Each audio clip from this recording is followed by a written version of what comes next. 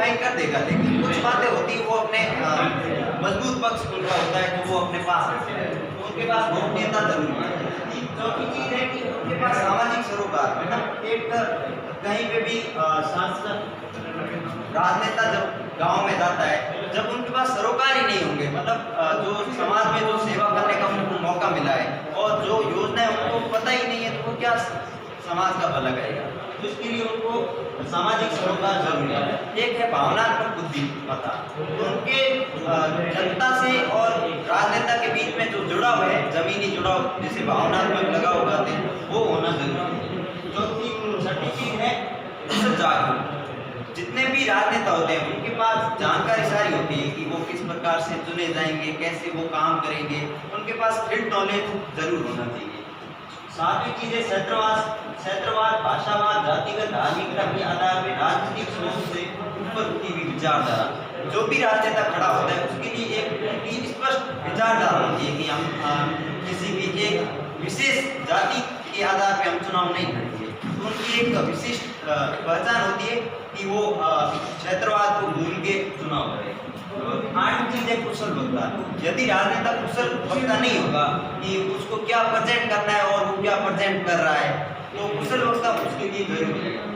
नौवीं चीज है सकारात्मक दृष्टिकोण। जब राजनेता कहीं पे भी आज एक सम्मेलन है उसमें जाता है, उसका सकारात्मक दृष्टिकोण नहीं होगा तो सारे उनकी वाहवाही करेंगे, तो उसके लिए सकारात्मक दृष्टिकोण जरूरी है। 10वीं चीज है निष्कामकारी भाव वाला। तो उसके लिए कोई भी काम कर्म करता है तो उसके लिए सब समान है, सबके लिए एक ही चीज होना जरूरी है। 11वीं चीज है सहज स्वभाव और मिलनसार। जैसे कहीं पे भी जाते हैं, सांसद या फिर विधायक है, किसी के पास चल लिए, वहाँ जाने के बाद में हम ऐसा फील ना करें कि ये हमारा सांसद है, कि वो मिलन हमारे साथ बैठे और बातचीत करें। और मैं मेरे पर्सनली बात कर रहा हूँ कि मैं वैसे नहीं बताना चाहिए, मैं गजेंद्र सिंह शेखावत साहब के पास दिल्ली गया था, तो उन्होंने मुझे मतलब इतने अच्छे ढंग से, मेरा नहीं बल्कि हमारे जितने भी लोकसभा और अदर भी स्टूडेंट थे सबको हमें सांसद भवन दिखाया। उसके अलावा जो हमारा 80 बच्चे थे उनके सबके खर्चा जो 4 दिन का था, वाहन वगैरह सबका वहन किया। तो ऐसे होने चाहिए कि हम स्टूडेंट से भी एक भाव लगा हो। और 12वीं चीज़ है कि ईमानदार होना चाहिए। आज आपको सबको पता ही है कि ईमानदारी के अलावा और क्या हो सकता है। हर कोई चीज़ प्रेजेंट करनी है कि हाँ वो कैसा नेता है, कि वो गलत है या वो ईमानदार जरूरी है। गलत होगा तो कोई वोट नहीं देगा, तो ईमानदार उसके लिए जरूरी है। और 13वीं चीज़ है दूरदृष्टि वाला। जब आपके पास एक छोटी सोच होगी तो आप आगे नहीं बढ़ पाओगे। जब आपकी दूरदृष्टि होगी, सबसे पहले किसी एक चीज़ पकड़ ली, विधायक बन गए, उसके बाद में धीरे धीरे आगे चल के वो मुख्यमंत्री तक या प्रधानमंत्री तक जा सकता है। उसके लिए दूरदृष्टि होनी चाहिए। साधन और साध्य में समानता। जैसे कोई भी एक साधन है, जैसे हम सड़क बना रहे हैं तो हमारा वो क्या होगा, सड़क बना रहे हैं और हमारा लक्ष्य तो होगा, साध्य होगा कि हमें सड़क बनानी है, और बीच में जो हम सड़क कैसे बना रहे हैं वो साधन होगा। सफलता की जिम्मेदारी टीम को और असफलता की जिम्मेदारी स्वयं लेने वाला।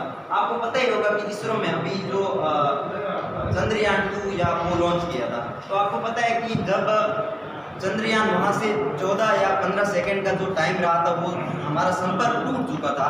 तो आपको पता है कि टीम को बधाई दी थी सबने, प्रधानमंत्री से लेकर जितने भी थे सबको बधाई। और ये अब्दुल कलाम ने कहा था जनता की। यहाँ पर जो थे K. उन्होंने अकेले जिम्मेदारी ली थी उसकी फेल्योर की। ये है अच्छे नेता की।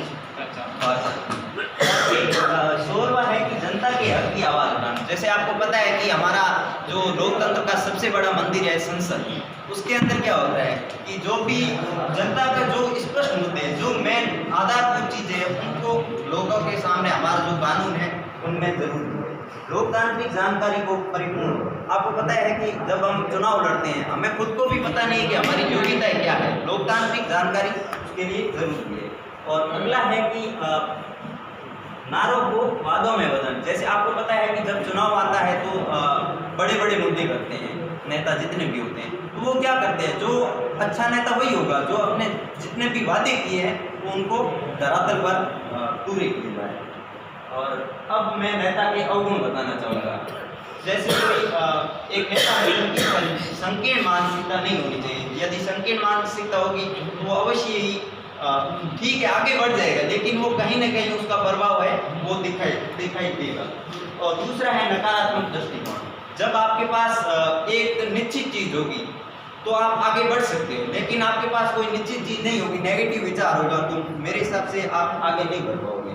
वोट बैंक की राजनीति आप यही देख रहे हो, आज का जो लोकतंत्र है उसमें सबसे ज्यादा जो अवगुण है वो वोट बैंक की राजनीति होती है। तो वो मेरे हिसाब से वोट बैंक की राजनीति नहीं होनी चाहिए।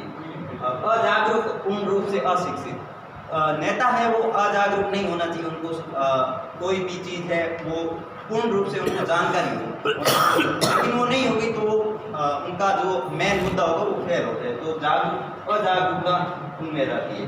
और एक आपको पता है कि अवगुण सरपंच पति वाला, जैसे सरपंच पति वाला इसीलिए लिखा है कि ओबीसी महिला की सीट है और महिला तो ठीक है सरपंच बन गई कागजों में, लेकिन उनकी जो सारी जिम्मेदारी है वो उसका पति कर रहा है, जहाँ भी जाता है सिग्नेचर वो करता है। तो ऐसा नहीं होना चाहिए।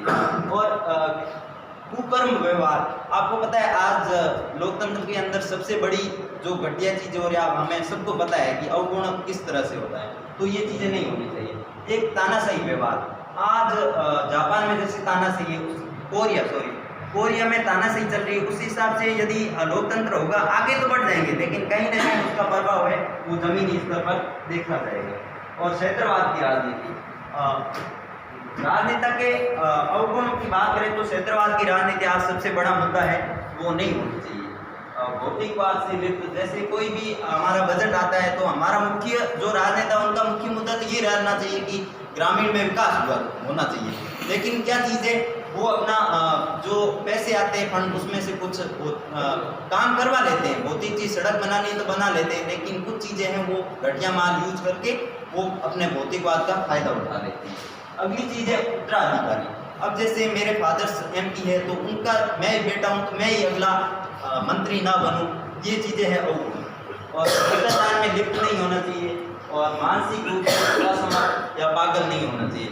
और मैं इसके बारे में एक कविता सुनाना चाहूँगा जो सुदामा पांडे मिलती है कविता है, जो संसद रोटी और संसद, और किस तरह से एक राजनेता है वो रोटी और संसद से खेलता है।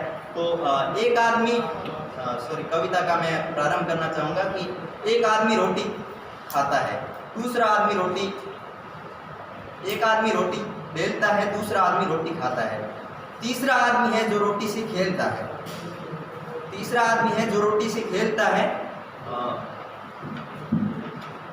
एक ऐसा आदमी है जो रोटी से खेलता है, और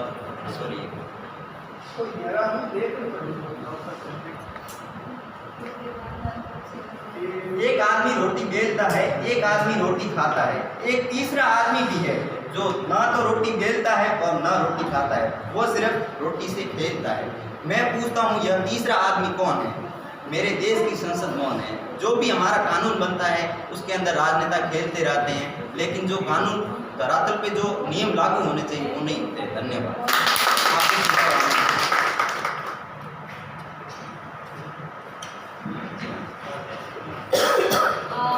आपकी जो टीम है उसका प्रस्तुतिकरण बहुत अच्छा लगा, लेकिन मेरे दो बहुत स्पष्ट ऑब्जर्वेशंस हैं। एक तो ये कि मुझे पता है कि इसमें से काफ़ी सारी चीज़ें डिस्कशन पे नहीं नेट से ली गई। नहीं मैम, सॉरी, सुन लो। दूसरा ये है कि हम जो यहाँ पर नेता की बात कर रहे थे वो बड़ा स्पष्ट हुआ था कि हम नेहरू युवा केंद्र के नेता की बात कर रहे थे, किसी राजनैतिक नेता की नहीं। इसमें काफ़ी सारी क्वालिटीज़ जो पूरा राजनीतिक हो गया है, it's a kind of politics.